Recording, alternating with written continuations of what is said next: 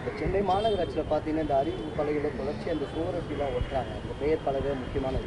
சென்னை மாநகராட்சி கடுமையான நடவடிக்கை சுவர் நேம் போர்டில் வந்து எந்த ஒரு போஸ்டரும் ஒட்டக்கூடாது அப்படின்றது தான் ரூல்ஸு. ஒட்டக்கூடிய நபர்கள் மேலே வந்து ஃபைன் நம்ம போடுவோம், எந்த நபர் ஒட்டியிருக்காங்க அப்படின்றது தெரிய வரக்கூடிய சூழலில். ஆனால் நேம் போர்டு அப்படின்றது வந்து பொதுமக்களோட வழிவகைக்காக வந்து நம்ம மாநகராட்சி சார்பாக அமைக்கப்படுகிறது. பொதுமக்களும் இந்த நேம் போர்டிலலாம் இந்த போஸ்டர் ஒட்டுறதை தவிர்க்கிறது நல்லது.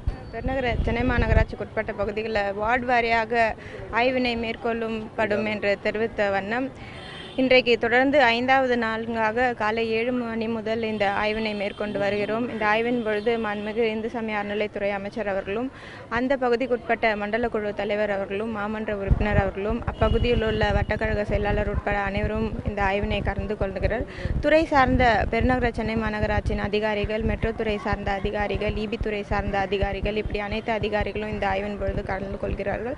வார்டு வாரியாக ஒவ்வொரு தெருவாக சென்று, ஒவ்வொரு வீடாக சென்று பொதுமக்கள் கலந்துரையாடி அவர்களின் கோரிக்கைகள் என்னவென்று கேட்டறிந்து அந்த கோரிக்கை கேட்பார் போல் பணிகள் வந்து மேற்கொள்ளப்படுகிறது.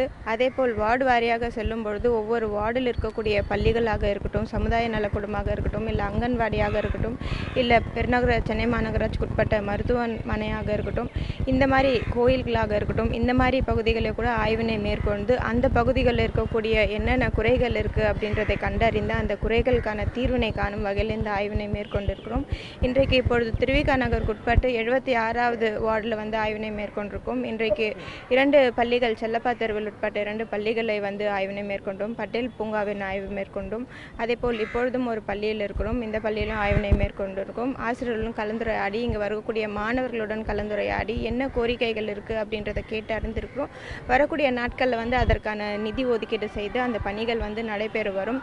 வரக்கூடிய நாட்களில் வந்து இப்போது ஆய்வினை மேற்கொள்ளும் பொழுதே பொதுமக்கள் வந்து சிறு சிறு குறைகளை வந்து தெரிவிக்கிறார்கள். இப்போ ஸ்ட்ரீட் லைட் ஒரு பகுதியில் இல்லைன்னு தெரிவிக்கிறாங்க, சில இடத்துல டெப்ரிஸ் இருக்குன்னு தெரிவிக்கிறாங்க, சில இடத்துல வந்து அடிஷ்னலாக குப்பைக்கு வந்து போடுவதற்கு பின் வேணும் அப்படின்றது தெரிவிக்கிறாங்க, சில பேர் வந்து புதிதாக சாலை அமைக்குமாறு தெரிவிக்கிறாங்க.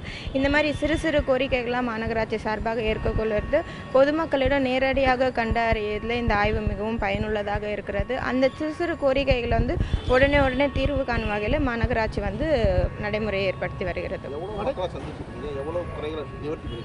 இதுவரைக்கும் 6 சட்டமன்ற பகுதிக்குட்பட்டு ஆய்வினை மேற்கொண்டிருக்கும். இன்றைக்கு 5வது நாளாக இந்த ஆய்வு மேற்கொண்டோம். இதுக்கு முன்னாடி அம்பத்தூர் உட்பட்ட பகுதி, வில்லிவாக்கம் உட்பட்ட பகுதி, துறைமுகம் உட்பட்ட பகுதி, கொளுத்தூர், இன்றைக்கு திருவிக நகர் உட்பட்ட பகுதியில் வந்து இந்த ஆய்வினை மேற்கொண்டிருக்கிறோம். தொடர்ந்து இது மற்ற மாவட்டங்களிலும் மற்ற வார்டுகளிலும் இந்த ஆய்வு தொடர்ந்து மேற்கொள்ளப்படும். இப்போ மத்திய சென்னை, தென் சென்னை அங்கெல்லாம் இப்போ ஆய்வுக்கு அதான் ஃபஸ்ட்டு இந்த வட சென்னை முடிச்சுட்டு அடுத்து மாதவரம் உட்பட்ட பகுதி, அடுத்து சைதாப்பேட் உட்பட்ட பகுதி, இந்த மாதிரி தொடர்ந்து சென்னை முழுவதுமாக இந்த ஆய்வு மேற்கொள்ளப்படும்.